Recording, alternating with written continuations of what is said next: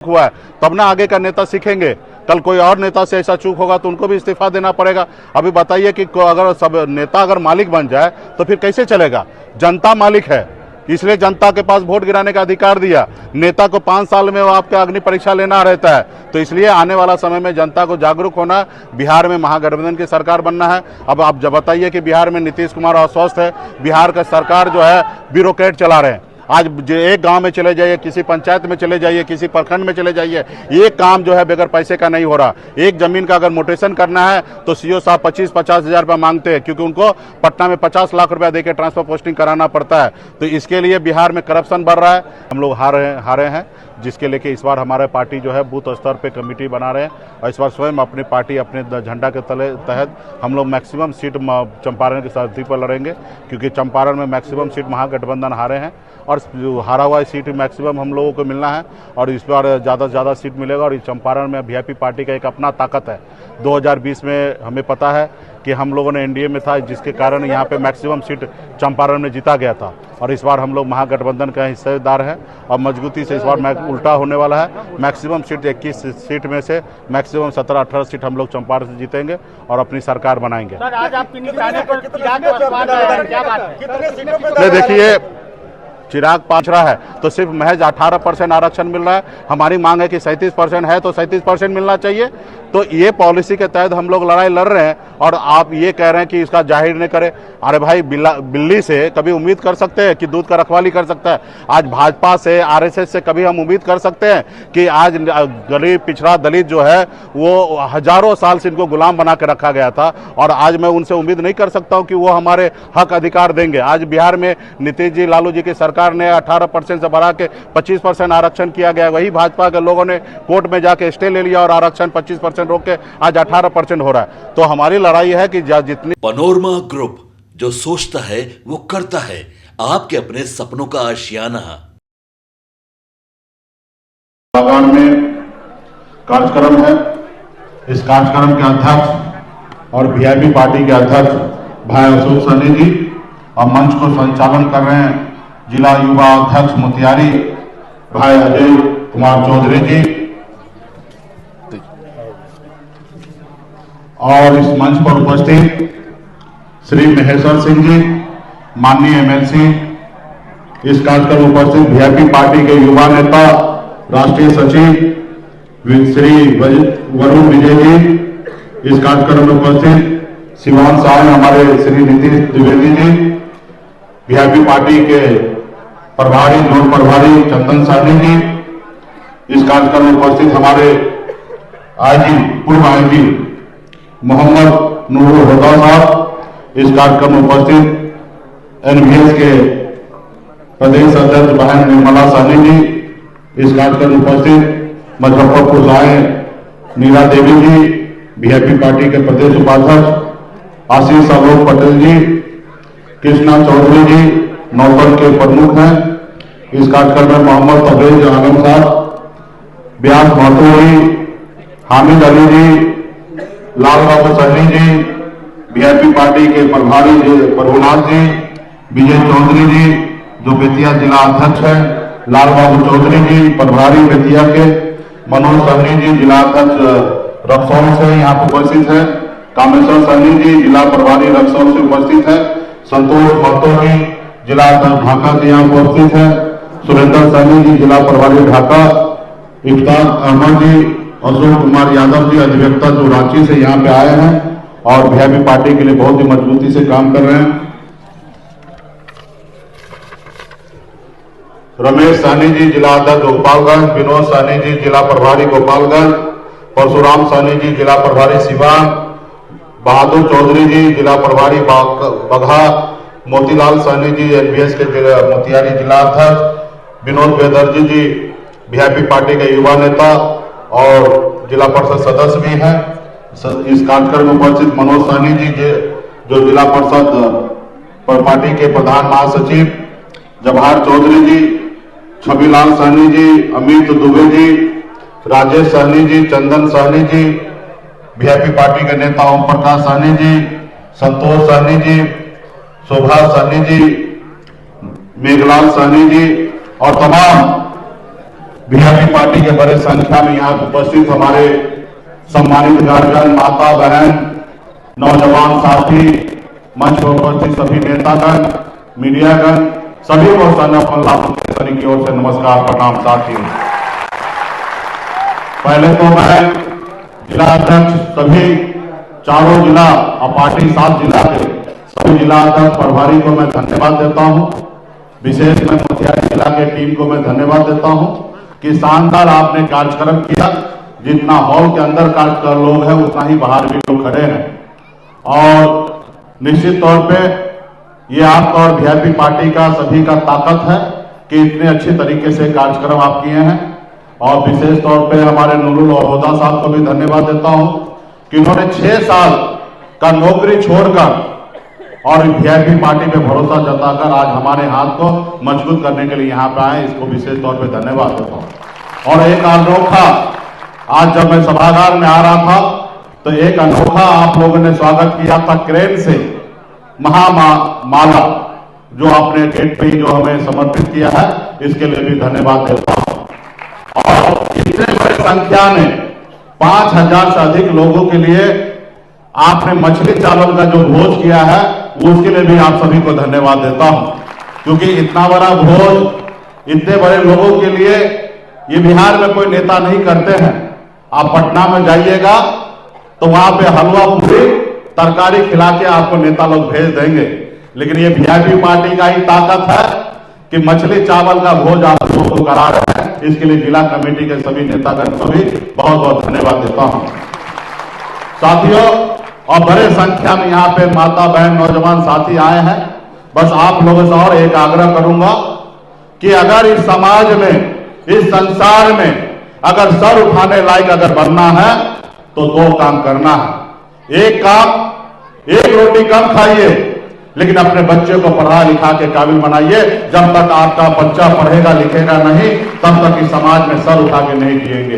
तो इसलिए 1000 तकलीफ होगा आपको, उस सब तकलीफ को झेलना है और लेकिन अपने बच्चों को पढ़ा लिखा के आगे बढ़ाना है। और दूसरा, अपने अधिकार के लिए संघर्ष कीजिए, अपने अधिकार के लिए लड़ाई करिए। जैसे कभी आपके पूर्वज ने अंग्रेज से लड़ाई लड़ा और लाखों की संख्या में शहीद हुआ और उसके बाद ये देश आजाद हुआ साथियों। और आजाद भारत में आज आप सांस ले रहे हैं, ये आपका पूर्वज का देन है साथियों। आज जो हम लोग आरक्षण की लड़ाई लड़ रहे हैं कि अगर बंगाल में निषाद को आरक्षण है और दिल्ली में निषाद को आरक्षण है तो बिहार और झारखंड उड़ीसा में क्यों नहीं? ये लड़ाई सवाल आज जब हम कर रहे हैं, काश अगर 30, 40 साल, 50 साल पहले, 70 साल पहले जब देश आजाद हुआ, जब बंगाल में आरक्षण मिला, दिल्ली में आरक्षण मिला, तो अगर काश अगर उस समय में हमारे लोग पूर्वज अगर संघर्ष करते, लड़ाई लड़ते मजबूती से, तो आज हमारे समाज को आरक्षण मिल गया होता और आज हमें लड़ाई नहीं लड़ना पड़ता। आज आप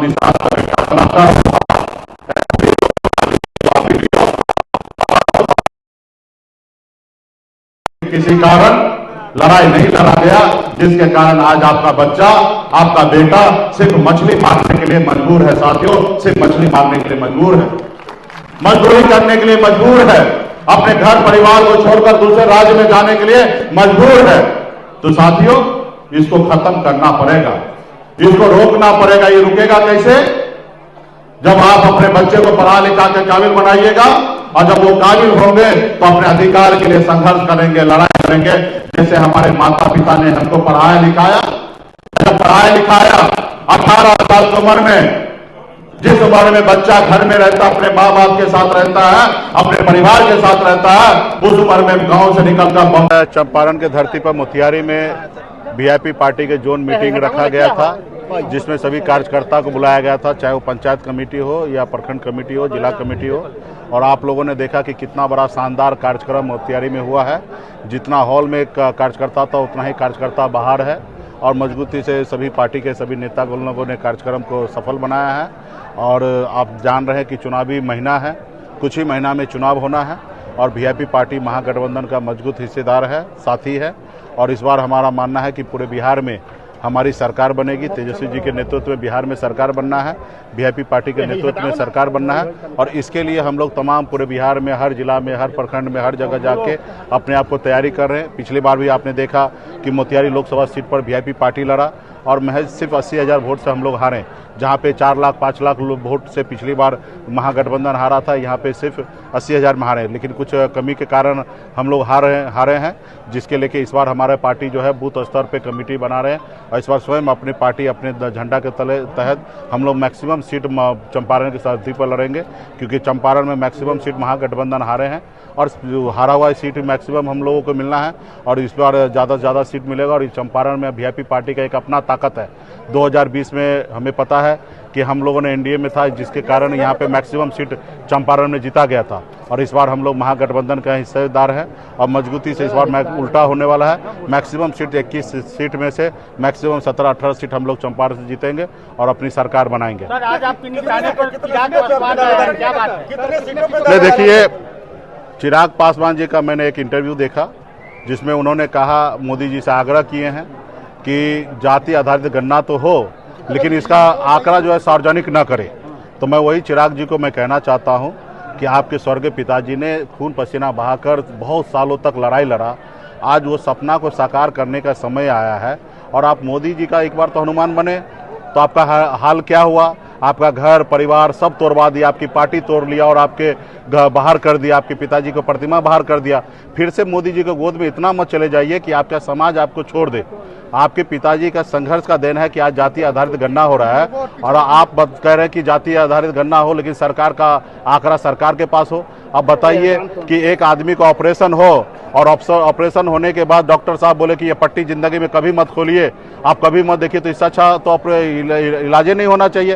तो आज जब तक हमारी लड़ाई है स्वर्गीय पासवान जी का, लालू जी का, मुलायम सिंह यादव जी का, शरद यादव जी का, तमाम बैकवर्ड लीडर का, बहन मायावती जी का, कि जाति आधारित गणना हो, जिनकी जितने संख्या है उतने उनको हिस्सेदारी मिलना चाहिए। आज बिहार में दलित भाई जो है 22% मालूम गिरा है, लेकिन सिर्फ 15% आरक्षण है। हमारी मांग है कि 22% आरक्षण हो। आज बिहार में 37% अति पिछड़ा है, तो सिर्फ महज 18% आरक्षण मिल रहा है। हमारी मांग है कि 37% है तो 37% मिलना चाहिए। तो ये पॉलिसी के तहत हम लोग लड़ाई लड़ रहे हैं और आप ये कह रहे हैं कि इसका जाहिर नहीं करें। अरे भाई, बिल्ली से कभी उम्मीद कर सकते हैं कि दूध का रखवाली कर सकता है? आज भाजपा से, आरएसएस से कभी हम उम्मीद कर सकते हैं कि आज गरीब पिछड़ा दलित जो है वो हजारों साल से इनको गुलाम बना के रखा गया था और आज मैं उनसे उम्मीद नहीं कर सकता हूं कि वो हमारे हक अधिकार देंगे। आज बिहार में नीतीश जी, लालू जी की सरकार ने 18% से बढ़ा के 25% आरक्षण किया गया। वही भाजपा के लोगों ने कोर्ट में जाके स्टे ले लिया और आरक्षण 25% रोक के आज 18% हो रहा है। तो हमारी लड़ाई है कि जितनी जिनकी आबादी है उतनी संख्या में मिलना चाहिए। आज बताइए, बरसों से हम 14% की आबादी है, आप पूरे बिहार में बता दीजिए हमारे कितने विधायक है, एक भी हमारे समाज में कलेक्टर नहीं है। तो निश्चित तौर पे हम लोग संघर्ष करेंगे, लड़ाई लड़ेंगे, तो हमारे समाज को अधिकार मिलेगा। इसके लिए मैं चिराग जी को कहा कि भाई, आप भी पिछड़ा का बेटा है, हमारे भाई हैं। स्वर्गीय पासवान जी को हम लोग अपना अभिभावक मानते थे। हम चाहेंगे कि आप भी राजनीति कीजिए, अच्छी तरीके से राजनीति कीजिए, ऐसी राजनीति कीजिए जिस राजनीति में आपके समाज आपको हीरो माने, नेता माने। आप ऐसे स्टेटमेंट ना दीजिए जिससे आपका समाज आपको दुश्मन मान ले। देखिए, बिहार के धरती पर सब आए। अभी जो हमला हुआ वो बहुत दुखद है। सिर्फ मोदी जी कहते हैं हम 56 इंच का सीना है। अब चीन जो है 60 किलोमीटर जो है भारत में घुस चुका है, भारत को कब्जा करते जा रहा है। इस तरीके से हमला हो रहा है, इसकी जवाबदेही देना चाहिए। इससे पहले बिहार के ही नेता थे स्वर्गीय नीतीश कुमार जी हमारे, जो रेलवे दुर्घटना हुआ उन्होंने इस्तीफा दे दिया। अभी भी गृह मंत्री जी को नैतिकता का आधार पे उनको इतना बड़ा हमला हुआ तो उनको इस्तीफा देना चाहिए और देश को बताना चाहिए कि उनसे चूक हुआ है, तब ना आगे का नेता सीखेंगे। कल कोई और नेता से ऐसा चूक होगा तो उनको भी इस्तीफा देना पड़ेगा। अभी बताइए कि अगर सब नेता अगर मालिक बन जाए तो फिर कैसे चलेगा? जनता मालिक है, इसलिए जनता के पास वोट गिराने का अधिकार दिया। नेता को 5 साल में वो आपका अग्नि परीक्षा लेना रहता है। तो इसलिए आने वाला समय में जनता को जागरूक होना, बिहार में महागठबंधन की सरकार बनना है। अब आप जब बताइए कि बिहार में नीतीश कुमार अस्वस्थ है, बिहार का सरकार जो है ब्यूरोक्रेट चला रहे हैं। आज एक गांव में चले जाइए, किसी पंचायत में चले जाइए, किसी प्रखंड में चले जाइए, ये काम जो है बगैर पैसे का नहीं हो रहा। एक जमीन का अगर मोटेशन करना है तो सीओ साहब 25-50 हजार रुपया मांगते हैं, क्योंकि उनको पटना में 50 लाख रुपया देकर ट्रांसफर पोस्टिंग कराना पड़ता है। तो इसके लिए बिहार में करप्शन बढ़ रहा है, लॉ एंड ऑर्डर आप देख रहे हैं कि किस तरीके से खराब हो रहा है। खास करके आपके चंपारण में देखते होंगे आए दिन आपके हत्या मर्डर होता है। तो क्योंकि सरकार जो है वो स्वस्थ नहीं है, इसलिए सरकार को बदलने की जरूरी है, युवा सरकार लाने की जरूरी है। हम लोगों के पास विजन है, हम लोग संघर्ष करने वाले लोग हैं। 900 रुपया महीने पे नौकरी करके इस मुकाम तक हासिल किए हैं। हम लोग गांव में जनता के बीच में कनेक्ट रहते हैं, लोगों के बीच जाते हैं, लोगों का हजारों समस्या हमको पता है। नीतीश जी हजारों सुरक्षा कर्मी के साथ कहीं जाते थे पहले, अभी तो वो भी नहीं जाते हैं, तो उनको क्या पता होगा कि गांव में क्या समस्या है। तो आने वाला समय में हम लोग का सरकार बनेगा और पूरा बिहार में जितने भी गरीब पिछड़ा दलित है सभी के साथ न्याय होगा। 2020 में ओवैसी ने खेल बिगाड़ा था, पर बीच सीमांकन पर उनकी नजर है। देखिए, ओवैसी साहब उनकी पार्टी है, स्वतंत्र है, लेकिन बिहार के जितने भी समाज के लोग हैं वो जागरूक हो चुका है। अभी अपना इस बार वोट कोई खराब नहीं करने वाला। 2 धारा की लड़ाई होगा, उसमें 2 धारा में एक होंगे कि महागठबंधन को जिताने के लिए खून पसीना बहाने का काम करेंगे, और एक होगा कि जो सरकार में उनको जिताने का काम करेंगे। लेकिन वो आज सरकार में जो लोग हैं उनका भी कार्यकर्ता मान रहा है कि अभी हमें किसी भी हालत में हमारी सरकार लौट के नहीं आना है, महागठबंधन की सरकार आने वाली है। वो समय आएगा तो आप लोग को बताएंगे, वो सब बात करेंगे। चलिए, हो गया। काम कर रहा था। हमने जो बनाया है वो सबने है माना। ई होम्स पैनोरामा में हो आपका भी आशियाना। और फाइनली हमने 2021 में इस प्रोजेक्ट को लॉन्च किया। बहुत लोग अप्रिशिएट कर रहे हैं कि पूर्णिया जैसे शहर में, बिहार के, एक तो बिहार की बात करें उसमें भी पूर्णिया जैसे छोटे जगह में इस तरह का लाइफस्टाइल देना, ये सुन के हम लोगों को बहुत अच्छा लगता है। ई होम्स में हमने कुछ और भी किया है, जैसे हम जिस जगह में रह रहे हैं हमारे फैमिली सिक्योर हो, उनको सिक्योरिटी का ध्यान में रखा है। आपकी सुविधा और सुरक्षा आपके लिए खास है, ये आपका विश्वास है। इसमें आर्टिफिशियल इंटेलिजेंस का 7 लेयर सिक्योरिटी का हमने इस्तेमाल किया है। लस ग्रीन कैंपस को बनाया है। यदि हमारा बाउंड्री वाल है तो वो वर्टिकल गार्डन है। ये जितनी भी फैसिलिटी होता है एक इंटरनेशनल टाउनशिप में ई होम्स है, ये हम लोग विश्वास नहीं कर पा रहे हैं। जो भी हमारे मित्र दोस्त या जो भी हमारे बाहर के बाहर आते हैं तो हम लोगों को बहुत अच्छा सुनने को मिलता है और बहुत अच्छा क्रेडिट मिल रहा है। वो सारा हमने सिर्फ एक बिल्डिंग नहीं बनाया, हमने एक बहुत अच्छा लाइफस्टाइल दिया ई होम्स में, और मेरा एक सपना था जिसको मैं आज फुलफिल होते हुए देख पा रहा हूँ। ये आपका आवास है। ई होम्स पैनोरामा में अब आपका निवास है। E homes panorama, luxurious lifestyle redefined. Panorama group, जो सोचता है वो करता है। अगर ये वीडियो पसंद आई और वह बिहार के राजनीति और बिहारियत से सरोकार रखेनी तो सब्सक्राइब बटन दबा के चैनल के सब्सक्राइब कर ली। ओजे एगो घंटी बा, ओकरा बटन दबा देला से कुल सटीक और मारक खबर रुआ मुफ्त में मिल जाई। अगर रुआ पत्रकारिता के हमनी के नया प्रयोग में सहयोग कर चाहतानी तो ज्वाइन बटन दबा दी। पेटीएम नंबर नोट कर ली 9386 816 700।